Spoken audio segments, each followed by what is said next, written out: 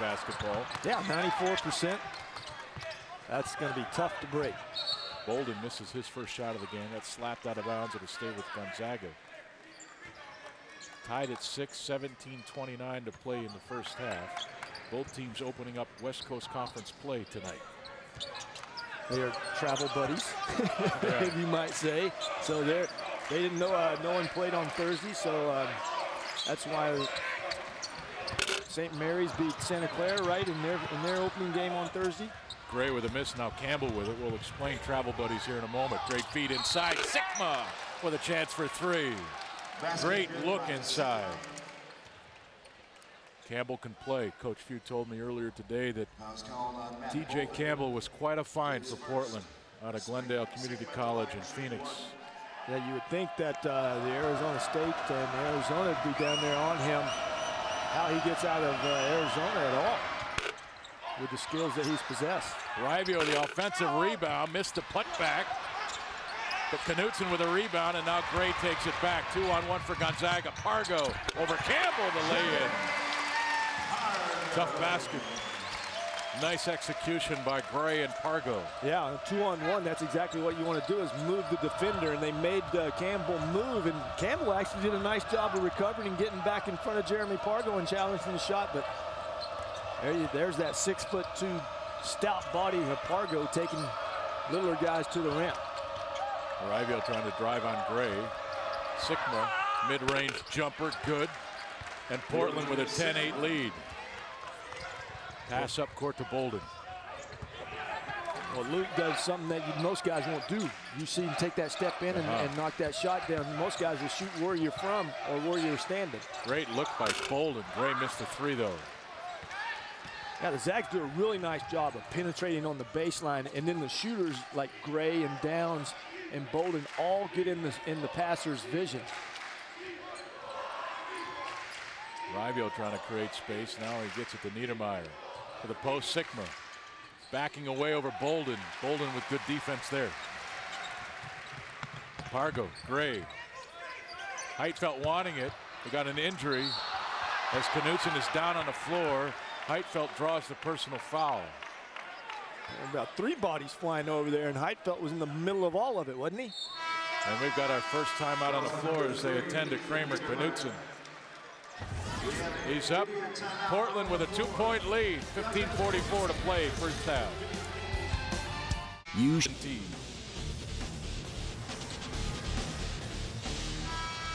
Shot of St. Al's there on the campus of Gonzaga University. Portland with a 2-point lead at 10-8. I think we have some video now. We're going to show you Kramer Knutson. Actually got tied up on that play with his own teammate, Nick Rivio. And we only kind of see the reaction. We don't actually see what happened, but either they banged knees or he turned an ankle, but Heitfeld not in the mix of that at all.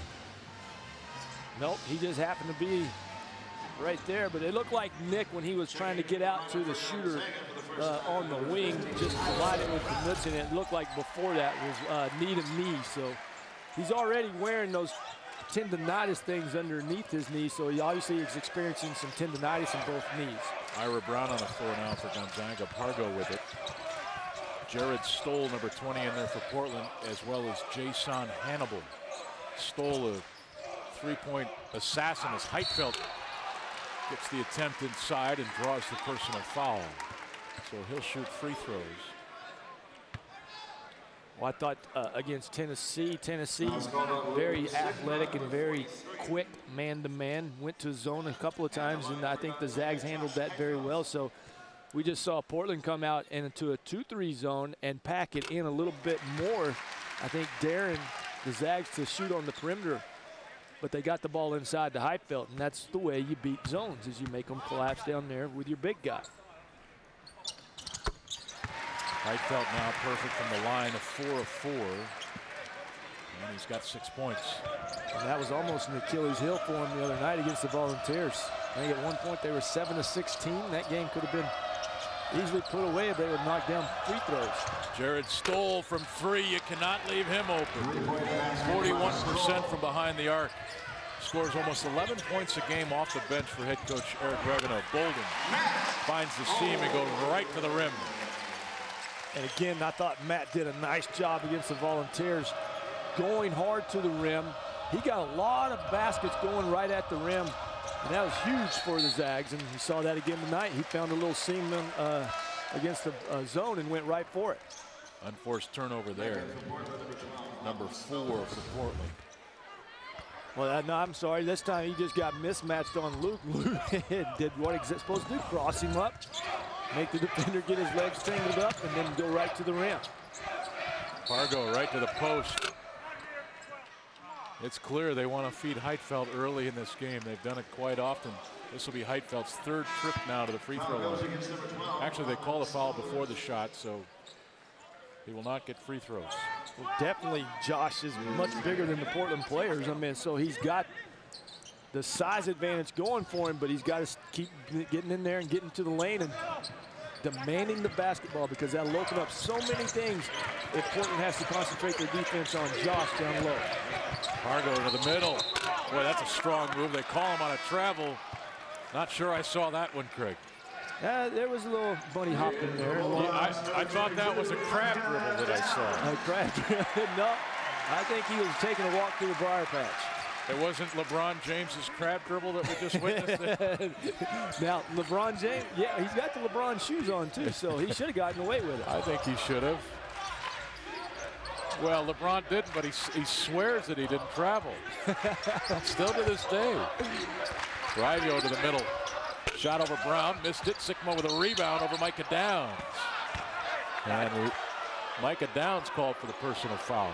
I tell you, that's what Portland does very well too, is offensively, they will get extra opportunities because they really concentrate on going to the board on missed shots. And guys like Luke Sigma, who's been taught by his dad, I'm sure, on taking the baseline inside out, gets a lot of opportunities for Portland to get second chance points. Campbell backs it out and resets.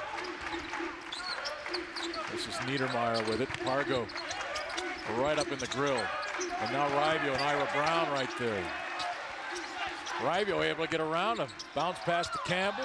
Got Bolden in the air. Shoots the 3. That one's off. Rebound, Sikma. Downs nicked it away. But Niedermeyer came up with it. 3 ball by Stoll is off. Heitfeld with the rebound. And a foul called on Josh Heitfeld. His first.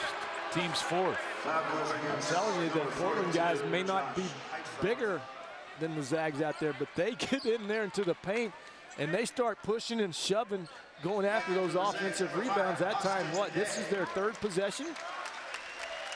Now their 3rd opportunity in this possession. Yep. We've seen Rivio go right around Austin Day. We've seen him go right around Ira Brown. Those are quicker players in theory. How's he doing it? Well, I think because they close out way too close on him, and he's a driver at heart. He loves putting the ball on the floor and trying to get to the rim. So I think I would just step back off of him one, arm length and give him a little room where I can take the drive away from him and make him shoot from outside. See, he did it to Matt Bolden there too. Just a quick first step with that push dribble. Campbell, 3. That one's way off. Austin Day runs it down, throws it away. Now you're sitting there looking at Austin saying, okay, whose fault is that? Well, that's Austin's fault. Matt Bolden wasn't looking. Look, his head's totally turned. And you know who else's fault it is? I'm going to get on Jeremy a little bit. Jeremy, go get the basketball from Austin Day so you can get the break going. Yeah, but in fairness to Jeremy, I don't know if he had time. And the other problem, too, Austin threw it to the left of Bolden. He did. Instead of throwing it to the inside of the court. I will tell you right now, yeah, Austin, that was a bad pass. You got to wait. But let's give Austin some credit here. This is a play maybe earlier in the season or last year where Austin may not have taken responsibility for it. He obviously took responsibility for that play right there. He sure did. He stepped up. Well, he knew right away it was his mistake. When he sees it on the replay, he's going to see that it was a bad pass. Bolden was not even looking. And they say before you pass the ball, what? Get eye contact. Taishi Ito, number 5, a 2-year starter for Portland, now in his junior year, coming off the bench. Into the game, number 5. He has the basketball now. Kramer Knutson back in there for Portland as well. 10 on the shot clock. And now the fans starting to make some noise. Stoll in the corner, fall away three, front of the rim, no good. Dave with a rebound. Near side, Pargo with a hit of steam. Stripped away by Rivio. Boy, does this kid have some quick hands. Day with a great job defensively to get back and keep Rivio from scoring the easy lay-in. But boy, Rivio went hard into the stands. Right into the cameraman.